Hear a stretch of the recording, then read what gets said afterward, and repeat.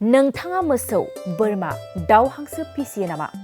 फिसियोब्ला बे खौराङा नोंथांनि थाखाय मोसौ, बोरमा, दाउ, हांसो फिसिग्राफोरनि थाखाय मोनसे गेदेर खौरां। नोंथाङा मोसौ, बोरमा, दाउ, हांसो फिसिनानै 1 लाख रां मुलाम्फा खालामनो हागोन। जानुवारि दाननि 5, 6 आरो 7 खालाराव जिब-जुनारनि मोनसे मेलाया खुंफुंजागोन। बे मेलानि गेजेरजों मोजांसिन जुनार फिसिग्रा सुबुंखौ सायख'नाय जायो।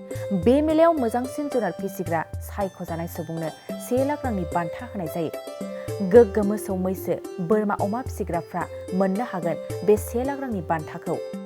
बे मेलाखौ खानाफारा फार्म गेट फोथाराव खुंफुंनाय जागोन। जुदि नोंथाङा मोसौ, बोरमा, दाउ, हांसो, अमा फिसियो अब्ला नोंथाङाबो दिनैनो साखाफारा जानाया मोजां।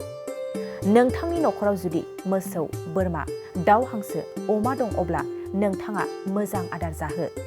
नोंथांनि फिसिनाय मोसौ, बोरमा, दाउ, हांसो, अमाफ्रा नुनायाव मोजां थासारि दंब्ला नोंथाङा मोननो हागोन 1 लाख रां बान्था। सेरफांगुरि बाजार सुरुमा